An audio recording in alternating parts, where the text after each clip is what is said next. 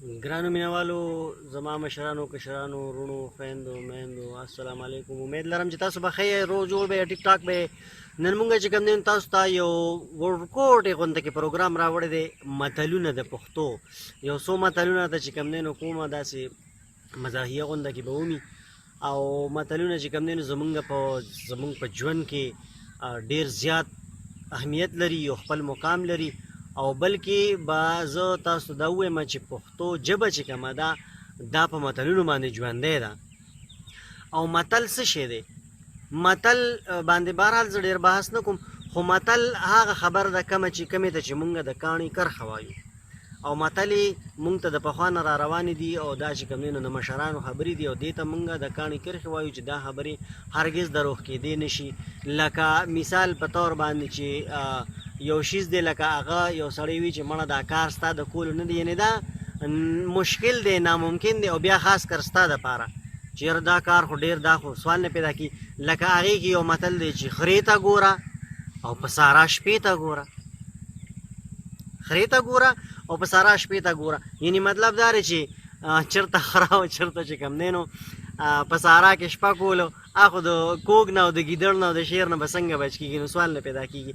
او لکه بل چې کوم دی نو یو متل چې تخته ځي نو صوباړ دې ورپسې ځي، یعنې چې زما مین چې کوم پیدا وه چې هغه ورکېږي، زه تاواني کېږم، نو چې زما 1,00,000 روپۍ ورکې شوې، نو که هغې د پاسه 1,00,000 روپۍ، نو هغه دې ورپسې ځي، زه په هغې څه کوم چې ورانه شي، نو بیا سم ورانه چې ویر شي. بل متل مې ذهن ته راغی چې ویر شي نو هغه په سرتوره خوند کي، یعنې چې ته په دې غمونو کې اکثر چې کوم دی نو ښځې کوي که نه چې دا وی زما پلانکیه، وی زما ډینګیا، او زما د غر په شانتې روره، او زما د ازمري په شانتې پلاره، یعنې دا نو دې ته ویر وی.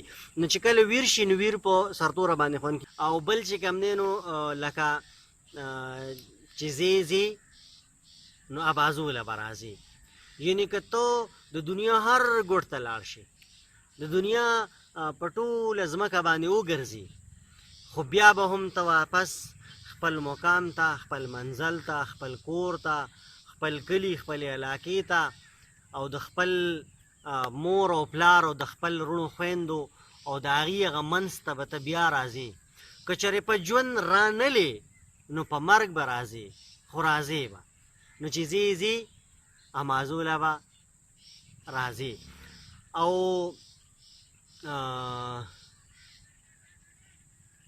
بل چې کوم دی نو وی اصیله ښځه د خاوند په شیشه او مخامخ یو شاني، یعنې دوه مخه نه لري، منافقت نه کوي چې د خاوند په شیشه بل شانتي وي او د خاوند په موجودګۍ کې بل شانتي وي. نه، وی اصیله ښځه د خاوند په موجودګۍ کې او د خاوند په غیر موجودګۍ کې یو شانتي وي.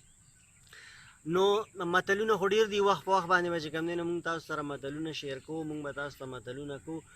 او که چېرې چې کوم دی نو بعضې متل تاسو ته یاد وي او ستاسو علاقایي متل وي او مونږ ته پته نه وي، لکه ډېر متلونه به داسې وي چې دلته مونږ به زده یي، مونږ ته به پته وي، خو هغه به ستاسو په علاقه کې نه وي، نو هغه به د هغې نه به مونږ تاسو خبرو.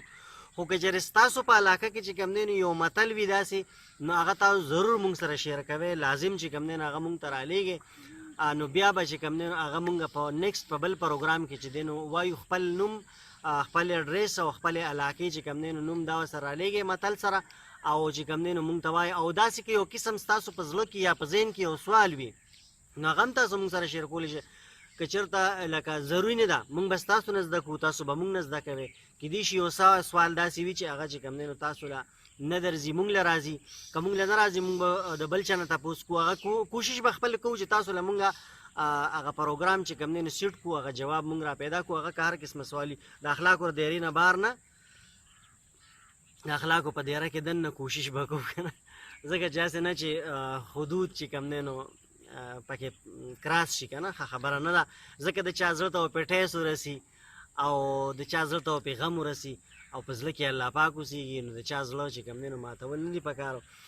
یو څو شعرونه درته وایم، بیا به درنه اجازت اخلمه چې عاشق شي نو ادیب شي، چې عاشق شي نو ادیب شي، چې غماس شي بدنصیب شي، او وی بارو به با اثره، وی بارو به با اثره، چې خبرې په ترتیب شي او ښه زړه یخ کی بیا ذاکر شي.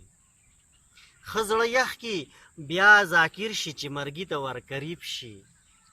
ښه زړه یخ کی بیا ذاکر شي چې مرګي ته ور قریب شي. د دنیا د چارو وځي، د دنیا د چارو وځي، بیا ملا شي بیا خطیب شي. او چې موجود وي نو بې قدره، چې موجود وي نو بې قدره، چې لږ زوړ شي نو تهذیب شي. او مینه هله خوند پیدا کی، مینه هله خوند پیدا کی چې پیدا پکې رکیب شي. او عیسی بیا چې کله راشي. بخښنه غواړم دا شیز مې ذهن نه وته. او نصیبدار هغه کس دی، نصیبدار هغه کس دی د چا چې یار نصیب شي. نصیبدار هغه کس دی د چا چې یار نصیب شي. او د عاشق علاج آسان دی، د عاشق علاج آسان دی که اشنا خپل طبیب شي. نو پرابلم نو ټینشن، ټیک ټاک به اس میں خو که اشنا طبیب شي نو علاج یې ډېر آسان دی. ټیک ده. ډېره زیاته مننه کوم. تاسو خو چې کوم دی نو الریډي خبره ده چې